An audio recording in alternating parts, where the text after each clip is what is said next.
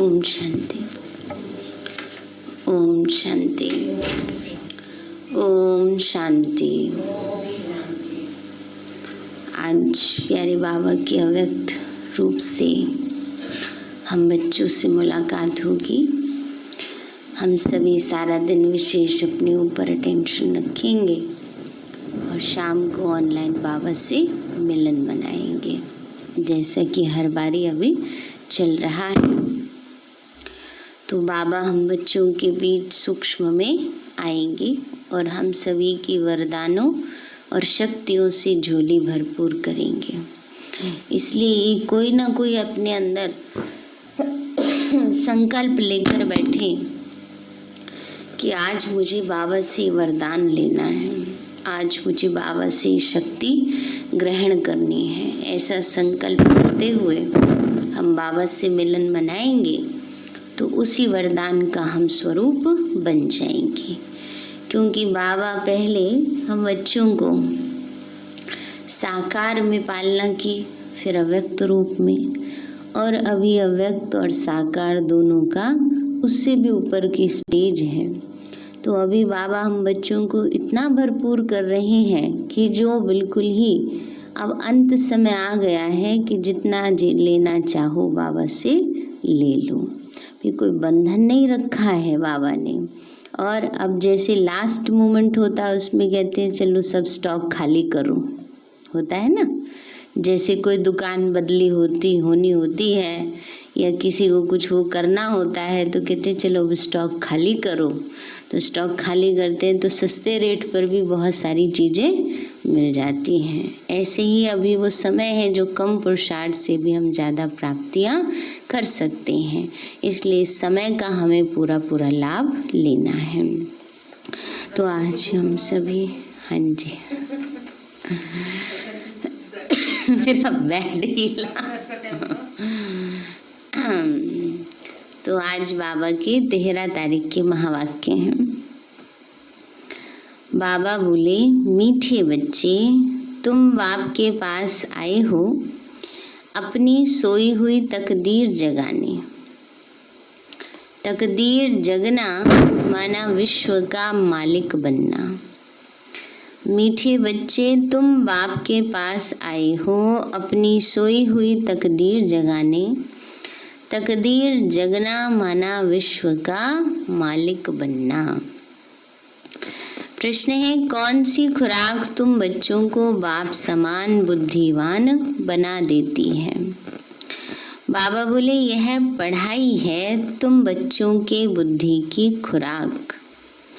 जो रोज पढ़ाई पढ़ते हैं अर्थात इस खुराक को लेते हैं, उनकी बुद्धि पारस बन जाती है ना। जो रोज पढ़ाई पढ़ते और आत्मा को, मन बुद्धि को वो भोजन देते हैं तो बाबा कहते हैं आत्मा जैसे पारस बन जाती। पारसनाथ बाप जो बुद्धिवानों की बुद्धि है वह तुम्हें आप समान पारस बुद्धि बनाते हैं।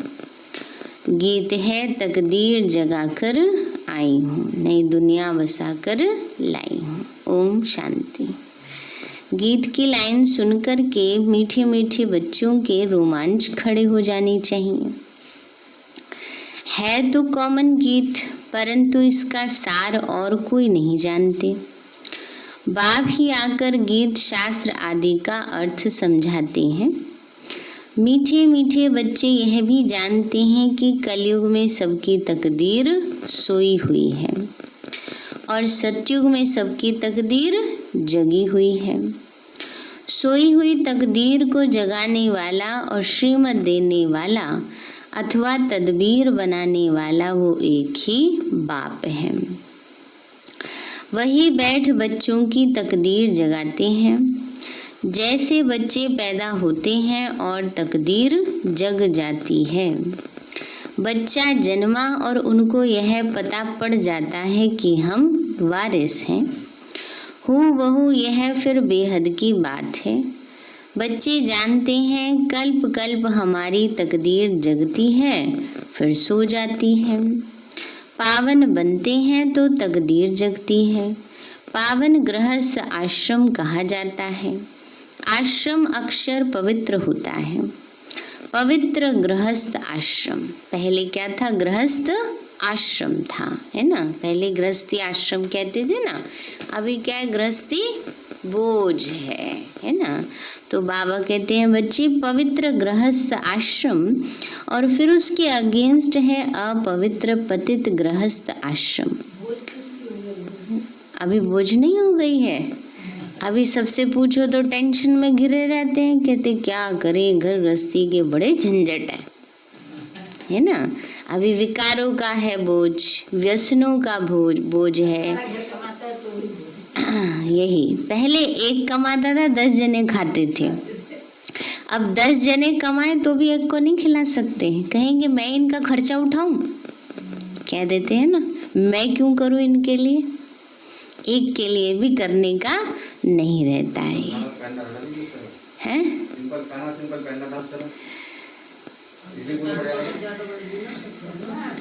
मनुष्य की वृत्ति भी ऐसी नहीं थी ना, उस समय देने की भावना ज्यादा रहती थी, है ना, कि हमारे से ज्यादा हम दूसरे को दें, अपने चीज का त्याग करके। ये संस्कार तो आप सब में, हम सब में है, अभी आगे आने वालों में नहीं है, कि हम सोचते थे कि चलो अपने लिए ना रखे, दूसरे को दे दें। दूसरे के प्रति देने की भावना थी ना, हम अपना त्याग कर दें, लेकिन ये भरपूर होने चाहिए। अभी क्या हो गया? मेरा भरपूर हो जाए, दूसरे को मिले ना मिले।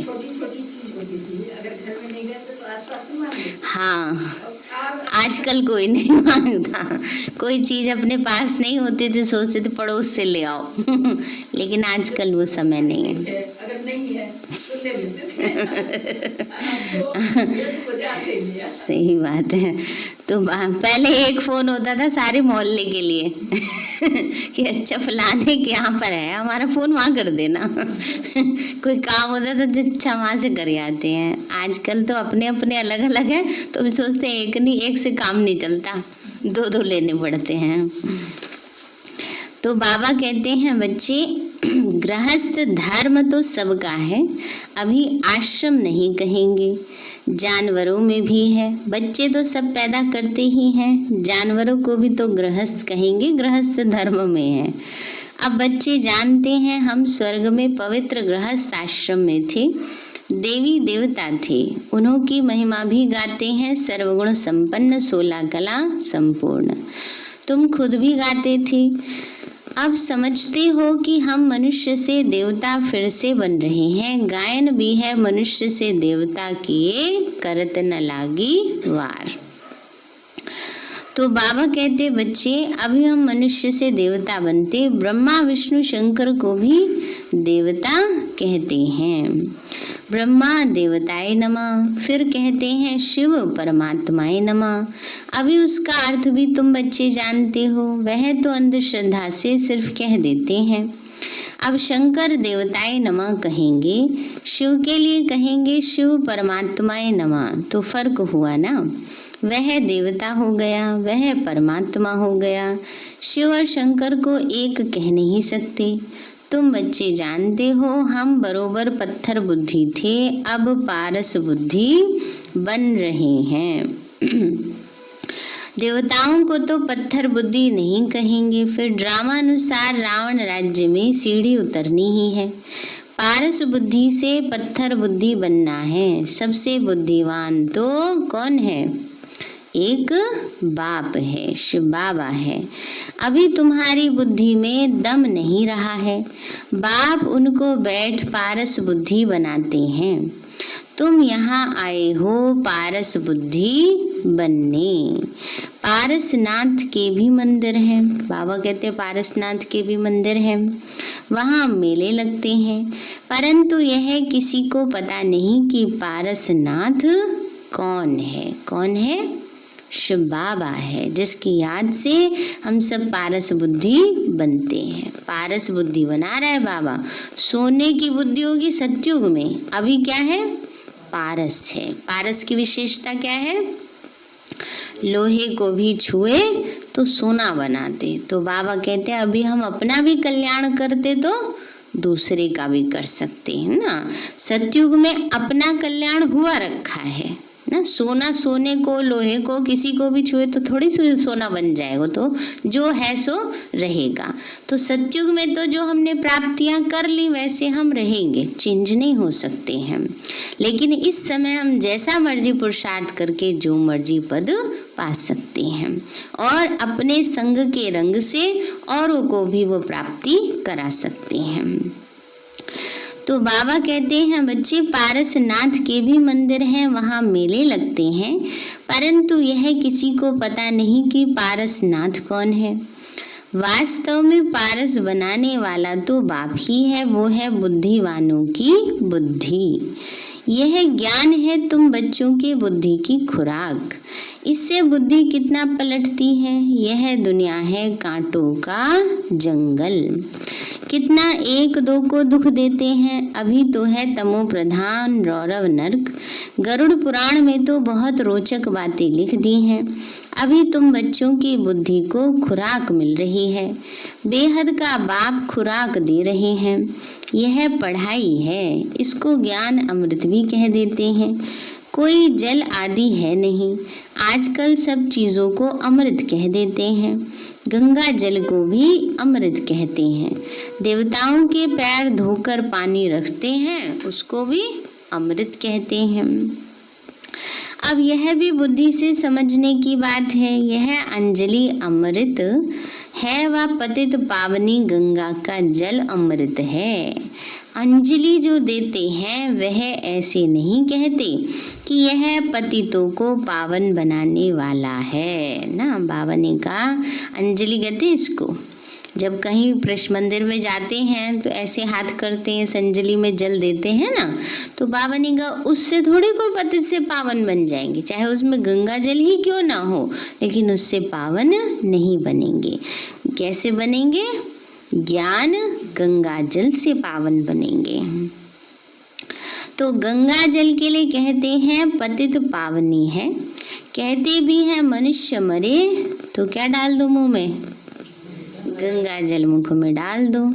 दिखाते हैं अर्जुन ने बाण मारा फिर अमृत जल पिलाया। तुम बच्चों ने कोई बाण आदि नहीं चलाई। एक गांव है जहां बाणों से लड़ते हैं।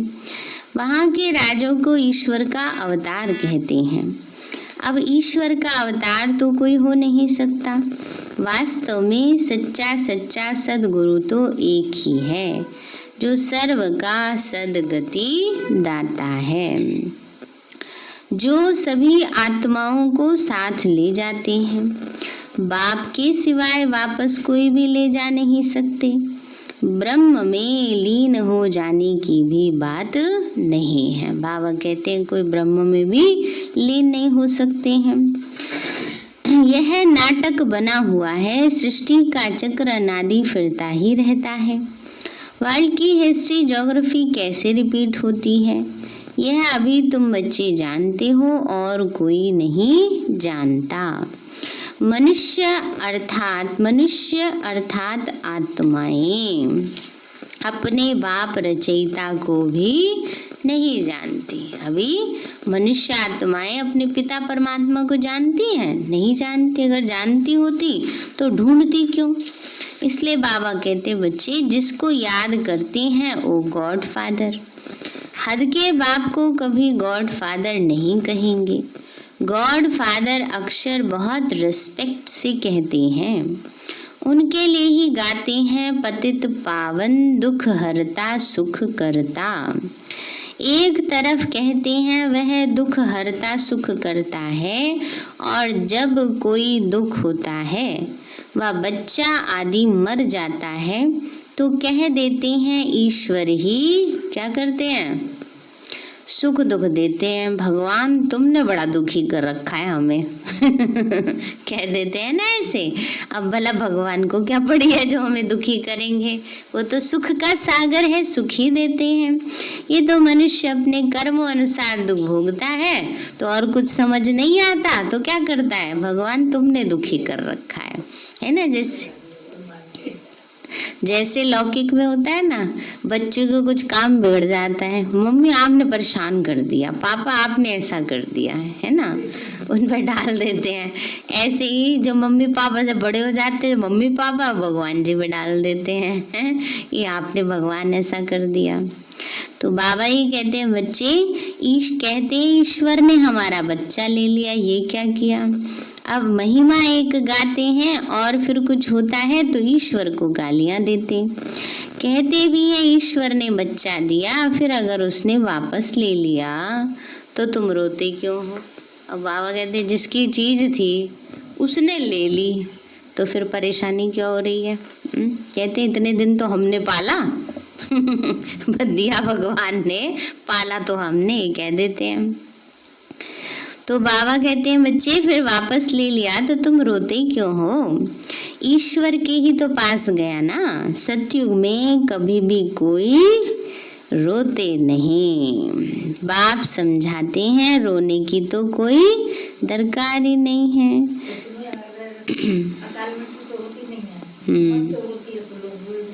हाँ, वैसे भी दुख की बात ही नहीं, रोना तो दुख में आता है ना, कोई बात हो जाती है तो दुख हो जाते हैं, इसलिए रोना आता है।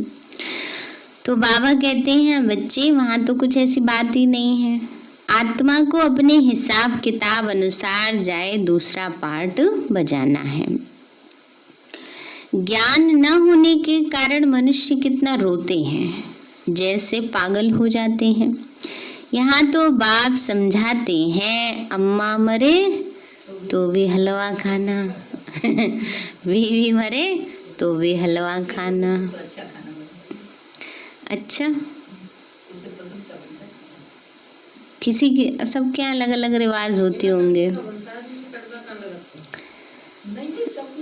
आपके यहाँ ऐसा होता होगा। वैसे नॉर्मल जो होता है कि जब शरीर को छोड़ता है, हाँ, तो बिना तड़के का बस उबली हुई चीजें बनाई जाती हैं। अच्छा, उसके अगले दिन अच्छा, वो तो तब बनाया जाता है जब उसकी वो करते हैं, तेरहवीं करते हैं, श्राद्ध करते हैं, तब पसंद का बनाया जाता है। सबके रस्म रिवाज अलग अलग होते हैं। अच्छा, तो बाबा कहते हैं बच्चे चलो, बाबा कहते हैं लेकिन ऐसा नहीं है कि फिर तुम हलवा बैठ करके हलवा बनाने लगो बाबा तो ये कह रहे हैं बच्चे कि अपनी अवस्था ठीक रखनी है। हलवा खाना माना अवस्था ठीक हो, हलचल में ना आए, दुख परेशानी। हाँ, ये नहीं करना, नहीं तो कहेंगे कि देखो इन्हें तो कोई फर्क ही नहीं पड़ रहा है, ये तो खुशियां मना रहे हैं। तो बाबा कहते हैं बच्चे नष्टो मोहा होना है। हमारा तो एक ही बेहद का बाप है, दूसरा ना कोई। ऐसी अवस्था बच्चों की होनी चाहिए। मोहजीत राजा की कथा भी सुनी है ना। मोहजीत राजा था ना, एक राजकुमार था, जंगल में फंस जाता है। सन्यासी की कुटिया दिखती है, उसके पास जाता है, कहा मैं जंगल में भटक गया हूँ, कृपया आप मुझे रास्ता बता दो बाहर जाने का। वो पूछता है आप कौन हो। कहा मैं मोहजीत राजा का राजकुमार हूँ। कहा संसार में ऐसा कोई नहीं जो मोह को जीत पाया हो, मैंने तो सब घर बार छोड़ दिया फिर भी मैं मोह को नहीं जीत सका। कहा नहीं, हमारा तो नगर ही सारा मोहजीत नगर है। कहा अच्छा, मैं देखना चाहता हूँ तो वो जाता है नगर में, तो जानवर का खून लगाकर राजकुमार के कपड़ों पर और सारी प्रजा को दिखाता है कि तुम्हारे राजकुमार को शेर ने खा लिया है। कहा तो प्रजा कहती है शरीर तो नश्वर है, आत्मा तो जरमर विनाशी है ना, उसने पुराना चोला छोड़ दिया, जाकर नया लेगा। तो सोचता है कि शायद राजकुमार से प्यार नहीं था प्रजाजन को, इसलिए ऐसी बात कह रहे हैं। अच्छा, उसके पिता को तो प्यार होगा। पिता भी इसके पास जाता है, राजा के पास जाता है, ये आपके पुत्र को, आपके वारिस को शेर खा गया है। तो वो भी उसको ऐसे ही जवाब देता है कि इस जन्म में वो मेरा पुत्र था, उसका यहाँ तक ही सृष्टि पर इस नाटक में पार्ट था, अब उसने जाकर कहीं और पार्ट बजाना है, इसलिए उस शरीर रूपी वस्त्र छोड़कर चला गया। फिर सोचते शायद राजा को भी प्यार नहीं था अपने बच्चे से। फिर माँ के पास जाता है कि माँ को तो होगा ना, माँ को तो अपने बच्चे से मोह होता ही है। तो माँ भी, रानी भी उसको यही जवाब देती है। तब वो सन्यासी स्वीकार स्वीकार करता है कि हाँ ये मोहजीत राजा का नगर है। तो बाबा कहते यहाँ वो अवस्था नहीं होती है, वो अवस्था कहाँ होगी हमारी सतयुग में। लेकिन पुरुषार्थ कहाँ करना है, यहाँ करना है ना। इसलिए बाबा कहते हैं, कहानी भी बताते हैं, अभी हम काल पर जीत पाते हैं। ये सब दंत कथाएं हैं। सतयुग में कभी दुख की बात होती नहीं, ना कभी अकाले मृत्यु होती है। बच्चे जानते हैं हम काल पर जीत पाते हैं। बाप को महाकाल भी कहते हैं। कालों का काल तुमको काल पर जीत पहनाते हैं, अर्थात काल कभी खाता नहीं। काल आत्मा को नहीं खा सकता। आत्मा एक शरीर छोड़ दूसरा लेती, उसको कहते काल खा गया। बाकी काल कोई चीज नहीं। मनुष्य महिमा गाते रहते, समझते कुछ भी नहीं। गाते हैं अच्युतम केशवम राम नारायणम जानकी वल्लभम, तो अर्थ तो कुछ भी नहीं समझते। बिल्कुल ही मनुष्य समझ से बाहर हो गए हैं। बाप के समझाते हैं, ये 5 विकार तुम्हारी बुद्धि को कितना खराब कर देते हैं। कितने मनुष्य बद्रीनाथ आदि पर जाते, आज 2 लाख गए, 4 लाख गए। बड़े बड़े ऑफिसर्स भी जाते हैं तीर्थ करने। तुम तो जाते नहीं हो। वह तो कहेंगे ये बी के तो जैसे नास्तिक हैं, भक्ति नहीं करते। कहो हम सबसे बड़े महान तीर्थ पर यात्रा करने जाते हैं। सबसे बड़ा तीर्थ कौन सा है? आबू ना, जहाँ हम चारों धामों की और सारे ज्योतिर्लिंगम की तपस्या साधना सब कर लेते हैं। परिक्रमा सब कुछ हो जाता है, उसमें समाया सब कुछ। तो बाबा कहते हैं कि बच्चे कहते हैं भक्ति नहीं करते, तुम फिर कहते हो जो भगवान को नहीं जानते वो नास्तिक है ना। तुम तो सिर्फ ऊपर ऊपर से मान लेते हो ना। दूसरी बात, भगवान को तो मानते हैं पर भगवान की तो नहीं मान रहे ना, सिर्फ मान रहे ऊपर ऊपर से। तुम्हें हो माता पिता, तुम्हें हो बंधु सखा, तुम्हें हो गा दिया। विषय विकार मिटाओ पाप हरो देवा। भगवान जी कहते विषय विकार दे दो बच्चों। ये तो बड़ा मुश्किल है, भगवान जी कैसे दे दे। तो इसलिए बाबा कहते हैं बच्चे भगवान को सिर्फ मानते हैं लेकिन पहचानते नहीं हैं, और भगवान की श्रीमत पर नहीं चलते, वो जैसे नास्तिक हैं। बाप को तो कोई नहीं जानते, इसीलिए उनको ऑर्फन की दुनिया कहा जाता। कितना आपस में लड़ते झगड़ते रहते। ये सारी दुनिया बाबा का घर है ना। बाप सारी दुनिया के बच्चों को पतित से पावन बनाने आते। आधा कल्प बरोबर पावन दुनिया थी ना। गाते भी हैं राम राजा राम प्रजा, राम साहूकार है, बसे नगरी जिए दाता, धर्म का उपकार है। वहाँ फिर अधर्म की बात कैसे हो सकती है। कहते भी हैं वहाँ शेर और बकरी खट्टे जल पीते थे। फिर वहाँ रावण आदि कहाँ से आए समझते नहीं। बाहर वाले तो ऐसी बातें सुनकर हंसते हैं। तुम बच्चे जानते हो विज्ञान का सागर बाप आकर हमें ज्ञान देते हैं। यह पतित दुनिया है, अब प्रेरणा से पतितों को पावन बनाएंगे क्या।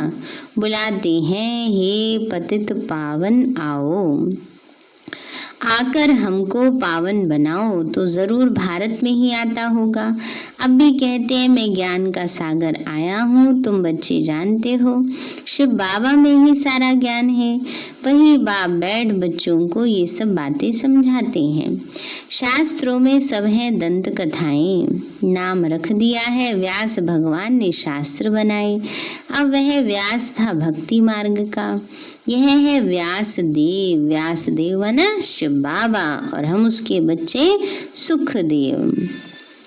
अब तुम सुख के देवता बनते हो, सुख का वर्षा ले रहे हो व्यास से, शिवाचार्य से। व्यास के बच्चे तुम हो, परंतु मनुष्य मूंझ न जाए, इसीलिए कहा जाता है शिव के बच्चे। उनका असुल नाम ही है शिव। तो अब बाबा कहते किसी देहधारी को मत देखो, जबकि शिव बाबा सम्मुख बैठे हैं। आत्मा को जाना जाता है, परमात्मा को भी जाना जाता है। वह परम पिता परमात्मा शिव है। वही आकर पतित से पावन बनने का रास्ता बताते हैं। कहते हैं मैं तुम आत्माओं का बाप हूँ। आत्मा को रियलाइज किया जाता है, देखा नहीं जाता। बाबा पूछते हैं अब तुमने अपनी आत्मा को रियलाइज किया? इतनी छोटी सी आत्मा में अविनाशी पार्ट नूंधा हुआ है, जैसे एक रिकॉर्ड है। तुम जानते हो आत्मा ही शरीर धारण करती है। पहले तुम देह अभिमानी थे, अब देही अभिमानी बनते हो। तुम जानते हो हम आत्मा 84 जन्म लेती हैं, उसका एंड नहीं होता। कोई पूछते हैं ये ड्रामा कब से शुरू हुआ, परंतु ये तो अनादि है, कभी विनाश नहीं होता। इसको कहा जाता है बना बनाया अविनाशी वर्ल्ड ड्रामा। तो बाप बैठ बच्चों को समझाते हैं, जैसे अनपढ़ बच्चों को पढ़ाई दी जाती है। आत्मा ही शरीर में रहती है। ये है पत्थर बुद्धि के लिए फूड माना भोजन। बुद्धि को समझ मिली है, अभी मिल रही है ना समझ। मुरली क्या है? समझ का आधार है। तुम बच्चों के लिए ही बाबा ने चित्र बनवाए हैं, बहुत सहज हैं। ये है त्रिमूर्ति ब्रह्मा विष्णु शंकर। अब ब्रह्मा को भी त्रिमूर्ति क्यों कहते? देव देव महादेव। एक दो के ऊपर रखते हैं, अर्थ कुछ नहीं जानते। अब ब्रह्मा देवता कैसे हो सकता है? प्रजापिता ब्रह्मा तो यहाँ होना चाहिए। यह बातें कोई शास्त्रों में नहीं है। बाबा कहते हैं मैं इस शरीर में प्रवेश कर इनके द्वारा तुमको समझाता हूँ। किनके द्वारा? ब्रह्मा द्वारा। इनको अपना बनाता हूँ, इनके बहुत जन्मों के अंत में आता हूँ। यह भी 5 विकारों का संन्यास करते हैं। संन्यास करने वाले को योगी ऋषि कहा जाता। अभी तुम राज ऋषि बन रहे हो। 5 विकारों का संन्यास तुमने किया है तो नाम बदलता है। तुम तो राजयोगी बनते हो, तुम प्रतिज्ञा करते हो। वह सन्यासी लोग तो घर बार छोड़कर चले जाते हैं। यहाँ तो स्त्री पुरुष इकट्ठे रहते, प्रतिज्ञा करते हम विकार में नहीं जाएंगे। मूल बात है विकारों की।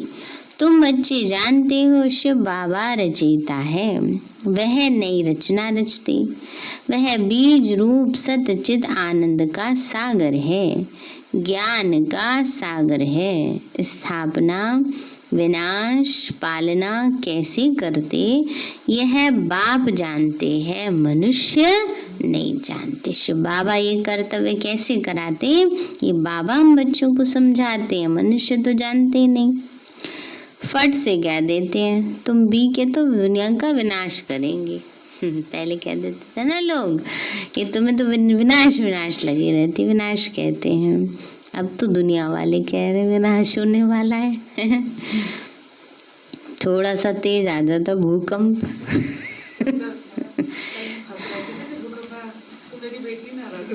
क्यों? रात को 10:30 बजे है। मुझे लगता है ऊपर वाले फ्लोर्स में ना कम पता चलता है। मुझे तो नीचे पता चला था, पहली बार ऐसा हुआ था।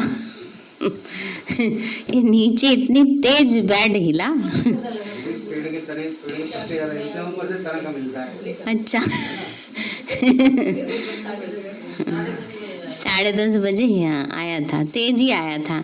वो ये कोई ध्यान से बैठा हो ना, मतलब शांति में बैठा हो, सोया हुआ, उसको पता चलता है। आप कोई काम कर रहे होते हैं ना तब इतना पता नहीं चलता। हाँ तेज था काफी। जैसे आराम से बैठे हैं या सो रहे हैं तब पता चले। नहीं आया था, आया था। मतलब इस गली में आया उसमें नहीं आया। तो बाबा कहते हैं बच्चे अच्छा तुम्हारे मुंह में गुलाब, उनको को अच्छे तो अच्छी बात है। कहते हैं तो विनाश के लिए निमित्त बनी है, न शास्त्रों को न भक्ति का न गुरुओं को मानती हैं, सिर्फ अपने दादा को मानती हैं। वरना लोग ऐसे कह देते हैं, लेकिन बाप तो खुद कहते हैं यह पतित शरीर है, मैंने इनमें प्रवेश किया है। पतित दुनिया में कोई पावन होता नहीं, मनुष्य तो जो सुनी सुनाई बातें सुनते हैं वो बोल देते हैं। ऐसी सुनी सुनाई बातों से तो भारत दुर्गति को पाया है। तब बाप आकर सच सुनाए सबकी सदगति करते हैं। अच्छा, मीठे मीठे सिक्की लदे बच्चों प्रति माता पिता बाप दादा का याद प्यार। रूहानी बाप की रूहानी बच्चों को नमस्ते। रूहानी हम बच्चों की रूहानी माता पिता बाप दादा को नमस्ते नमस्ते नमस्ते बाबा नमस्ते। धारणा के लिए मुख्य सार है, बाप से सुख का वर्षा लेकर सुख का देवता बनना है। सबको सुख देना है। राज ऋषि बनने के लिए सर्व विकारों का संन्यास करना है। दूसरा है, पढ़ाई ही सच्ची खुराक है। सदगति के लिए सुनी सुनाई बातों को छोड़ श्रीमत पर चलना है। एक बाप से ही सुनना है, मोहजीत बनना है। वरदान दिया बाबा ने, सदा स्वमान में स्थित रहे। निर्माण स्थिति द्वारा सर्व को सम्मान देने वाले माननीय पूजनीय भव। सदा स्वमान में स्थित रहे। निर्माण स्थिति द्वारा सर्व को सम्मान देने वाले माननीय पूजनीय भव। बाबा बोले, जो बाप की महिमा है वही आपका स्वमान है। स्वमान में स्थित रहो तो निर्माण बन जाएंगे। फिर सर्व द्वारा स्वतः ही मान मिलता रहेगा। मान मांगने से नहीं मिलता है ना। बाबा कहते हैं बच्चे, मान कभी मांगने से नहीं मिलता है, दिया होगा तब तो मिलेगा ना। इसलिए क्या करना है, देना है। लेकिन सम्मान देने से, स्वमान में स्थित होने से, मान का त्याग करने से सर्व के माननीय व पूजनीय बनने का भाग्य प्राप्त हो जाता है। क्योंकि सम्मान देना नहीं है लेकिन लेना है। स्लोगन है, जाननहार के साथ करनहार बन असमर्थ आत्माओं को अनुभूति का प्रसाद बांटते चलो। जाननहार के साथ करनहार बन असमर्थ आत्माओं को अनुभूति का प्रसाद बांटते चलो। माना जानते हैं कि इस आत्मा को शांति चाहिए, इसको सुख चाहिए ना, लेकिन बाबा कहते हैं उनको दो भी तो सही ना। करनहार बनो, माना दो उनको बाबा से लेकर के, और सब आत्माओं को शांति सुख के वाइब्रेशन दो, और समर्थ आत्माओं को अनुभूति वो कराते चलो। ये अनुभूति का प्रसाद बांटना। सारे हैं, मीठे बच्चे तुम बाप के पास आए हो अपनी सोई हुई तकदीर जगाने। तकदीर जगना माना विश्व का मालिक बनना। प्रश्न है, कौन सी खुराक तुम बच्चों को बाप समान बुद्धिवान बना देती है? बाबा बोले, पढ़ाई है तुम बच्चों के लिए बुद्धि की खुराक। जो रोज पढ़ाई पढ़ते अर्थात इस खुराक को लेते, उनकी बुद्धि पारस बन जाती है। पारसनाथ बाप जो बुद्धिवानों की बुद्धि है, वह तुम्हें आप समान पारस बुद्धि बनाते हैं। गीत है, तकदीर जगा कर आई हूँ। अच्छा, ओम शांति। मीठे बाबा, आपने हमें सब कुछ दिया, आपका पदम गुणावार शुक्रिया। प्यारे बाबा, आप हमें ज्ञान गुण शक्तियों वरदानों और सद्बुद्धि से भरपूर करते हो। आपका बार बार शुक्रिया। मीठे बाबा, आपने मुझ आत्मा को, इस सेवा स्थान को, विश्व की सर्व आत्माओं को निर्विघ्न बनाया। आपका बार बार शुक्रिया। प्रकृति के पांचों तत्वों का भी शुक्रिया। साइंस के साधनों का भी शुक्रिया, लौकिक अलौकिक परिवार का भी शुक्रिया, हे धन तुम्हारा भी शुक्रिया,